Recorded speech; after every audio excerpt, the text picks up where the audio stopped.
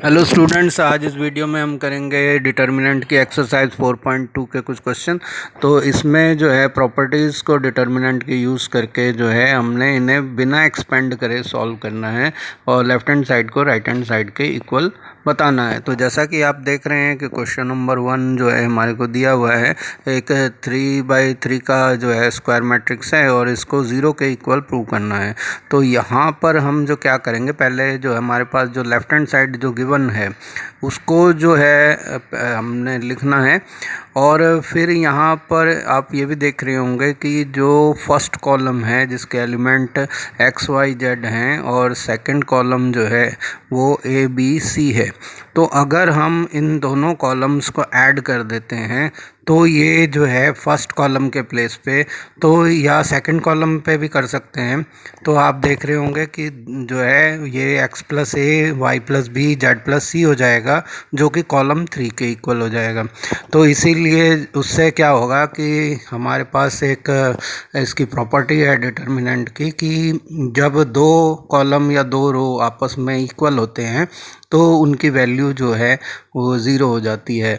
Equal के अलावा अगर मल्टीपल हों तो भी वो ज़ीरो के इक्वल हो जाती है। तो यहाँ पर देखिए हमने कॉलम 1 और कॉलम 2 को ऐड कर दिया तो ये x plus A Y plus B और z प्लस सी जो है इसके एलिमेंट हो गए कॉलम के फर्स्ट रो, सेकंड रो और थर्ड रो के फर्स्ट एलिमेंट। इस तरह से आगे बाकी के दोनों कॉलम्स को तो आपको एज इट इज़ ही लिखना है।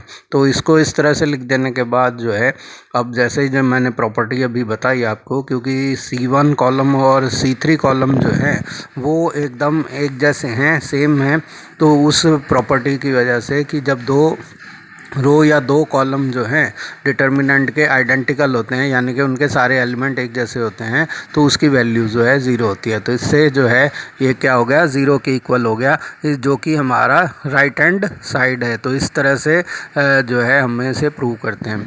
अब जो है सेकंड वाला क्वेश्चन है कि इसमें using the property of determinant and without expanding prove that. तो ये जो आपको 3/3 का स्क्वायर मैट्रिक्स दे रखा है लेफ्ट हैंड साइड में, उसको जो है ज़ीरो के इक्वल प्रूव करना है। तो हम जो है इसको एक बार पूरे को लिख देते हैं। और यहाँ एक बात ध्यान रखने की है कि ये जो है इसके जो एलिमेंट हैं वो साइक्लिक हैं, जैसे a minus B minus C minus A, फिर इस तरह से ऐसे ही। तो इनको जो है अगर आप इनमें अल्टरनेटिवली प्लस माइनस आ रहा है तो अगर हम इन सबको ऐड कर देते हैं, चाहे रो वाइज करें या कॉलम वाइज, अगर आप रो वाइज करते हैं तब भी और कॉलम वाइज करते हैं तब भी, तो आप देख रहे होंगे कि b अगर माइनस का है तो b प्लस का भी है, c माइनस का है तो c प्लस का भी है, a प्लस का है तो माइनस का भी है। इसी तरह से सब में जो है प्लस माइनस के दोनों साइन हैं, तो चाहे वो रो में लें या कॉलम में लें, अगर आप जैसे मर्जी इनको ऐड कीजिए तीनों कॉलम्स को, तो ये एक कॉलम जो है पूरा ज़ीरो के इक्वल हो जाएगा। और अगर कोई कॉलम जो है या रो पूरा है उसके सारे एलिमेंट ज़ीरो होते हैं तो उसकी वैल्यू जो है वो डिटर्मिनेंट की ज़ीरो के इक्वल होती है। तो यहाँ हमने कॉलम 1 की जगह पर तीनों कॉलमों का सम लिख कर दिया। तो इससे जो है डिटर्मिनेंट की वैल्यू पे कोई असर नहीं होता अगर कॉलम्स को ऐड किया जाए या सब्ट्रैक्ट किया जाए आपस में। तो या रोज़ को में भी ये जो है सही है कि रोज़ को ऐड किया जाए या सब्ट्रैक्ट किया जाए तो उसकी वैल्यू सेम रहती है। तो यहाँ हमने C1 plus C2 plus C3 कर दिया, बाकी के दोनों जो है कॉलम उनके एलिमेंट एज इट इज़ लिखते चले जाते हैं। बस कॉलम 1 वाले में तीनों को जोड़ के लिखना है, जैसे b माइनस सी तो ये कॉलम C2 का c माइनस ए लिख दिया और कॉलम C3 का यानी कि तीसरे कॉलम का a माइनस बी लिख दिया। और ये सेकंड कॉलम के एलिमेंट जो है c माइनस ए और थर्ड के a minus B as it is आ जाएंगे। सेम यही प्रोसीजर जो है हम यहाँ पर थर्ड वाले रो में करते हैं। तो इससे जो है आप देख रहे होंगे कि आपके पास जो है इस तरह से एक मैट्रिक्स आ रहा है और इस मैट्रिक्स में आप देखेंगे कि फर्स्ट कॉलम में आप ये देखिए कि ये minus B plus B cancel हो गया, minus C plus C cancel हो गया, minus A plus A cancel हो गया, तो ये हो गया ज़ीरो। इसी तरह से जो है ये b माइनस सी और c माइनस ए जो है फर्स्ट रो के बाकी एलिमेंट लिख देंगे। अब यहाँ देखिए b प्लस का है माइनस का कैंसिल हो गए, minus C plus C cancel हो गए, minus A plus A cancel हो गए, तो ये भी ज़ीरो हो गया। और बाकी के दोनों एलिमेंट जो हैं हम यहाँ पर एज इट इज़ लिख देते हैं। अब जो है यहाँ पे सी और सी कैंसिल हो गए, minus A plus A cancel हो गए, minus B plus B cancel हो गए, तो ये भी ज़ीरो हो गया। और यहाँ पर ये जो है ए माइनस बी और B minus C as it is आ जाएंगे। अब क्योंकि पूरा का पूरा कॉलम के सारे एलिमेंट जीरो हैं, तो कोई एलिमेंट या अगर कॉलम के सभी एलिमेंट जीरो होते हैं तो वो ज़ीरो के बराबर होगा। अब देखिए ये जो है थर्ड क्वेश्चन है डिटर्मिनेंट का, तो इसे भी विदाउट एक्सपेंड जो है प्रूव करना है लेफ्ट हैंड साइड को राइट हैंड साइड के इक्वल। तो इस क्वेश्चन का जो लेफ्ट हैंड साइड है वो एक 3/3 का स्क्वायर मैट्रिक्स है, जिसके फर्स्ट रो जो है 2 7 65 है और सेकंड रो जो है 3 8 75 है और थर्ड रो जो है वो 5 9 और 86 है।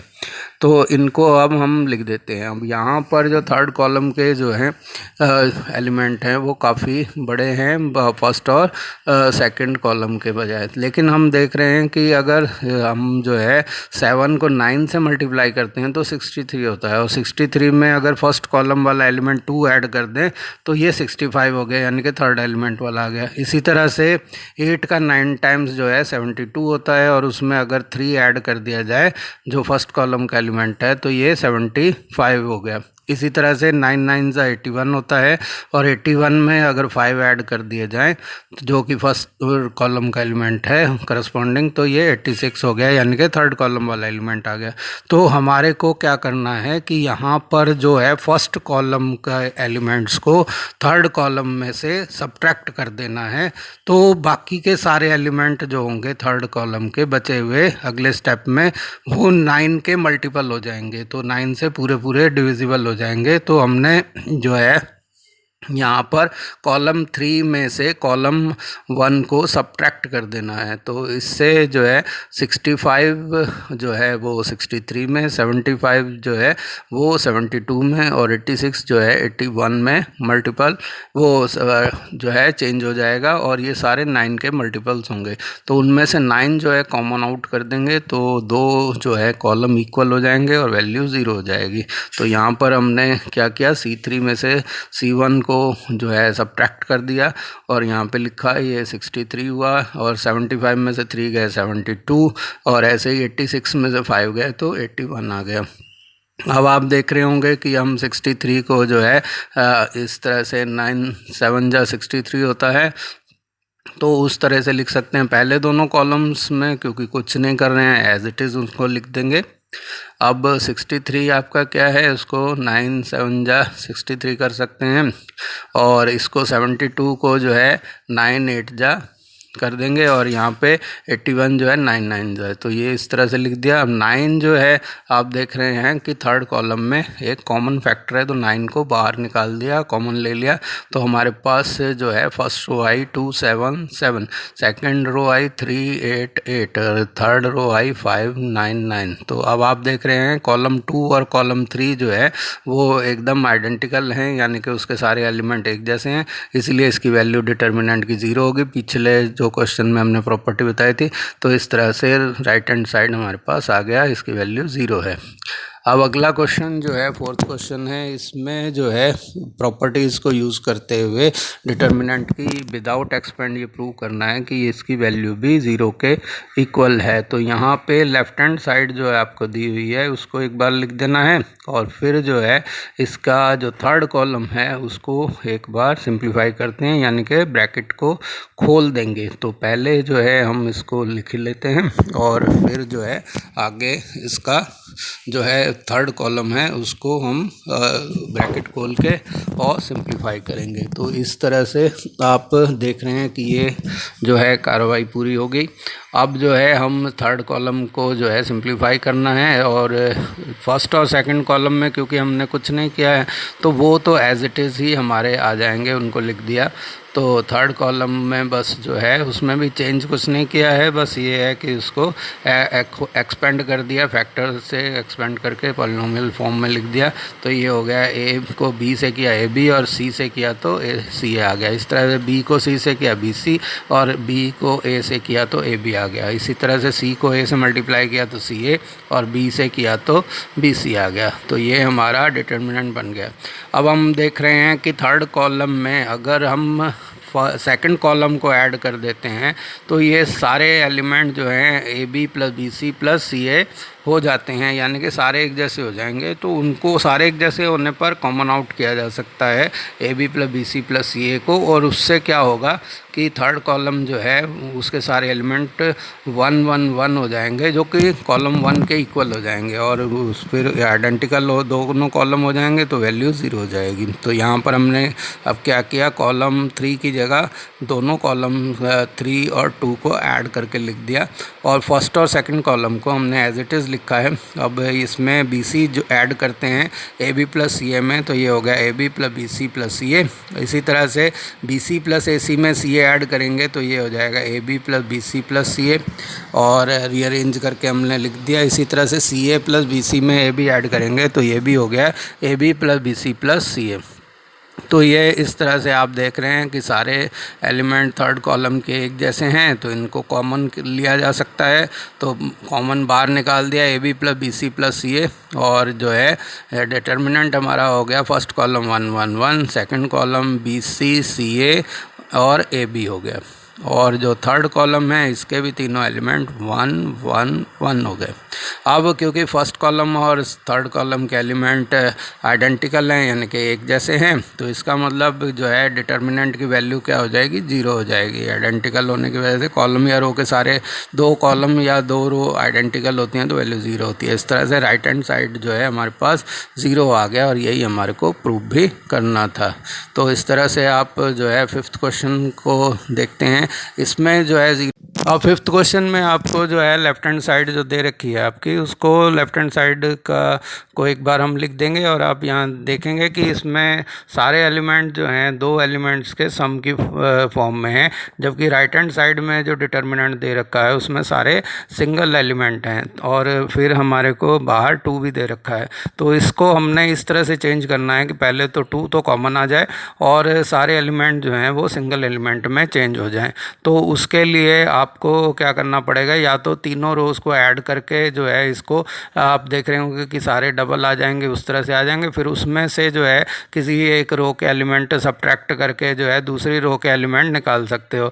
लेकिन आप ऐसा भी कर सकते हो कि रो 1 में रो 2 को ऐड करके रो 3 को सब्ट्रैक्ट कर देंगे, तो आपको 3 के बजाय सिर्फ एक एलिमेंट जो है वो मिलेगा। तो यहाँ पर जो है आप जैसे फर्स्ट रो का एलिमेंट है बी प्लस सी, इसमें सेकंड रो का एलिमेंट सी प्लस ए ऐड किया, और थर्ड रो वाला एलिमेंट ए प्लस बी जो है सब्ट्रैक्ट कर दिया, तो माइनस ए माइनस बी आ गया। बाकी के एलिमेंट सेकंड रो और थर्ड वाले हर बार एज इट इज़ जो हैं वो लिख देंगे, क्योंकि उनमें हम कोई कुछ भी नहीं कर रहे हैं, तो उनको जो है वैसे का वैसे उतार देते हैं।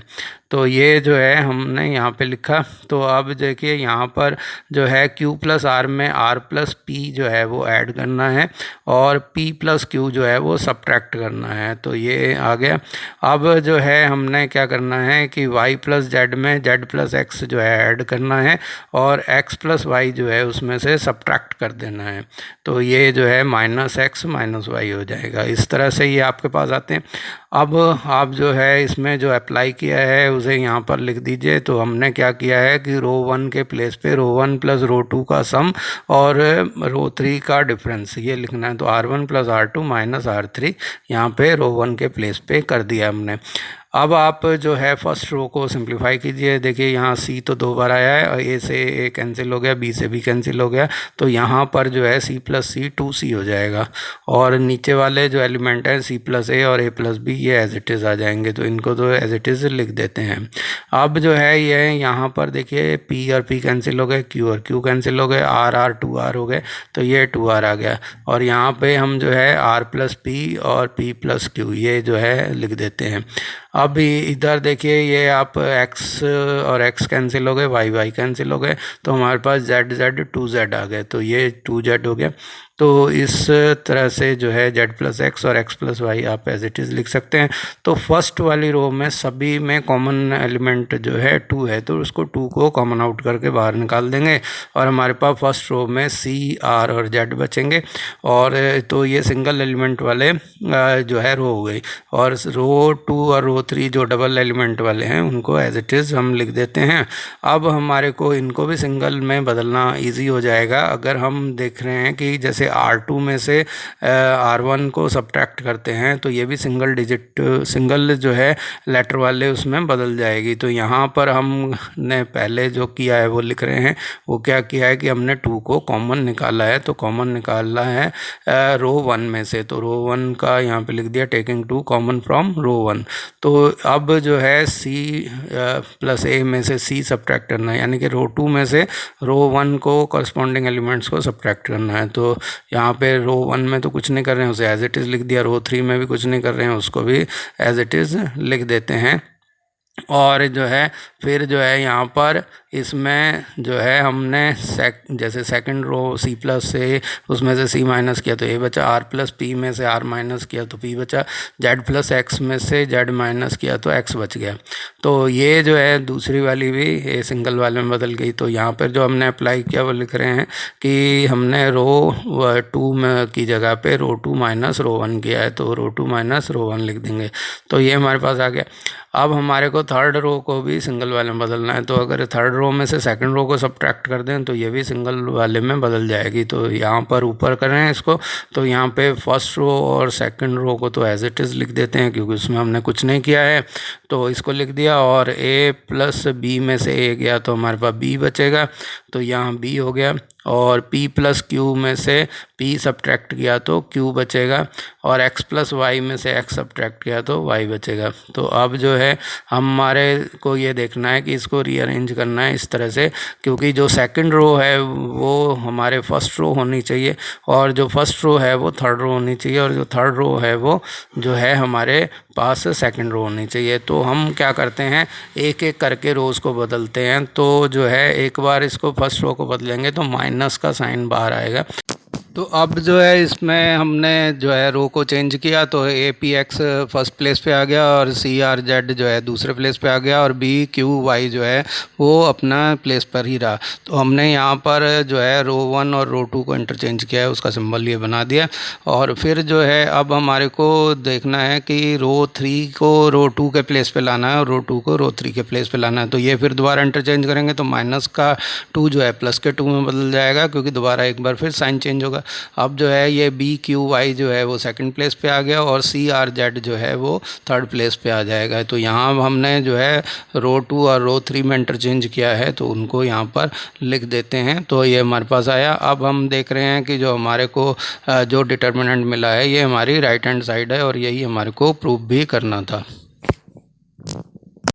Question number 6, using the property of determinants and without expanding prove that 0 A minus B first row, second row minus A 0 minus C, और थर्ड रो में जो B C और 0 है इसको 0 के इक्वल प्रूव करना है। तो यहाँ पर प्रॉपर्टीज़ को यूज़ करके करना है। तो इसके लिए जो है आप देख रहे होंगे कि अगर ये मैट्रिक्स फॉर्म में होता है तो ये स्क्यू सिमेट्रिक मैट्रिक्स होता है। तो इस तरह से आप जो है, क्योंकि ये डिटर्मिनेंट है तो यहाँ पे आपको इसको जो है यहाँ हमने लेफ्ट हैंड साइड को लिखा है, और फिर जो है हम इसको सॉल्व करने के लिए अब हम यहाँ क्या करेंगे कि जो आपकी रो 2 है इसको जो है हम B से मल्टीप्लाई कर देते हैं, और रो 3 जो है उसको A से मल्टीप्लाई कर देंगे। तो ऐसा हम इसीलिए कर रहे हैं कि हमारे पास जैसे माइनस A है उसमें सेकंड रो का फर्स्ट एलिमेंट और थर्ड रो का फर्स्ट एलिमेंट B है, तो वो दोनों A B में चेंज हो जाएं, और हम फिर उनको ऐड करके जो है एक हमारे पास फर्स्ट रो में तो 0 है ही फर्स्ट एलिमेंट, तो दूसरा एलिमेंट भी 0 कर लें ताकि हम इसको 2/2 के डिटर्मिनेंट में चेंज कर दें। तो यहाँ पर हमने B से डिवाइड किया बाहर, और सेकंड रो को B से मल्टीप्लाई किया, और A से डिवाइड किया बाहर, और थर्ड रो को A से मल्टीप्लाई कर दिया। तो जब इसमें जो है इस तरह से हम जो है एक रो को मल्टीप्लाई करके जो है और डिवाइड करके लिख सकते हैं। ये ध्यान रखना है कि आप किसी रो या मैट्रिक्स वो डिटर्मिनेंट के अंदर किसी रो को या कॉलम को जब दूसरे रो या कॉलम में ऐड करते हैं तो उसके कुछ मल्टीपल भी टाइम्स भी ऐड कर सकते हैं या सब्ट्रैक्ट कर सकते हैं, लेकिन उस टाइम डिवाइड नहीं करना है। डिवाइड आपने तब करना है बाहर भी जब आप सिर्फ मल्टीप्लाई या डिवाइड कर रहे हों। तो अगर आप बाहर डिवाइड कर रहे हैं तो अंदर मल्टीप्लाई करेंगे, और अगर आप अंदर जो है डिवाइड कर रहे हैं तो बाहर मल्टीप्लाई करेंगे। तो यहाँ हमने जो है जैसे 1 में AB ये आ गया हमारे पास, और अब जो है हमने क्या करना है कि ये जो आपकी थर्ड रो है उसको सेकंड रो में ऐड कर देना है, क्योंकि आप फर्स्ट रो में और थर्ड रो में कुछ नहीं कर रहे हैं तो उनको तो एज इट इज़ लिख दिया। अब A minus AB plus AB क्या हो गया 0, और 0 प्लस AC AC हो गया, और माइनस BC प्लस 0 माइनस का BC हो गया। यहाँ आपने क्या किया है कि रो 2 के प्लेस पे रो 2 और रो 3 का सम लिख दिया है, यानी कि रो 2 में रो 3 ऐड करके लिख दी है। तो इससे क्या हो गया हमारे पास 2 0 आ गए फर्स्ट वाले कॉलम में। अब फर्स्ट कॉलम के अलोंग अगर हम इसको एक्सपेंड करते हैं तो ये जो है हमारे पास AB जो थर्ड वाला एलिमेंट है वो आ जाएगा, क्योंकि प्लस माइनस प्लस होता है इसलिए साइन प्लस का ही रहेगा। और फर्स्ट रो और फर्स्ट कॉलम को के अंदर जो है फर्स्ट थर्ड रो और फर्स्ट कॉलम को छोड़ के बाकी वाले जो एलिमेंट हैं यानी कि A माइनस B और AC और BC ये जो है डिटर्मिनेंट में आ जाएंगे, और ये 2/2 के डिटर्मिनेंट में चेंज हो जाएगा। 2/2 के डिटर्मिनेंट में चेंज होना विदाउट एक्सपेंडिंग में ही आता है, क्योंकि सबसे ज़्यादा इजी तरीका इसको सॉल्व करने का यही होता है। तो A को माइनस BC से किया माइनस के ABC आ गया, और AC को माइनस B से करेंगे तो माइनस के ABC आएगा, लेकिन साइन बदलने पर प्लस के ABC हो जाएंगे। तो इस तरह से ये 0 हो गया और राइट हैंड साइड हमारे पास आ गया। अब जो है हम इसका 7th क्वेश्चन करते हैं। तो इसमें भी जो है प्रॉपर्टीज़ को यूज़ करके विदाउट एक्सपेंड के इसको करना है। ये एक बहुत इंपॉर्टेंट क्वेश्चन है, एग्ज़ाम में कई बार पूछा गया है। इसको जो है आप ध्यान से देखिए।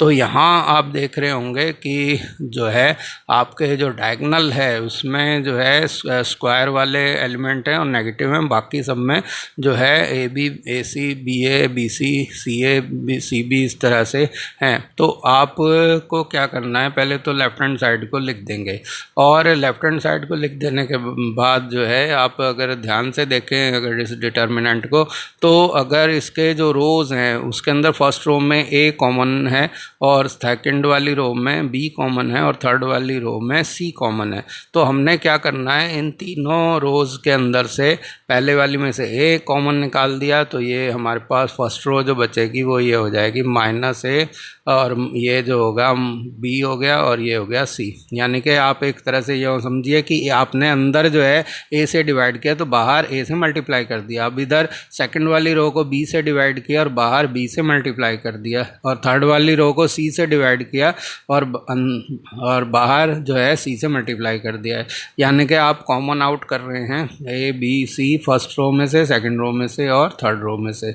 तो ये कॉमन ले लिए, इनको ले लेने के बाद अब जो है यहाँ पर जो आपने प्रोसीजर किया है उसको यहाँ पे लिख देते हैं। हमने A B और C को जो है रेस्पेक्टिवली रो 1 रो 2 और रो 3 में से लिया है, उसको यहाँ लिख दिया।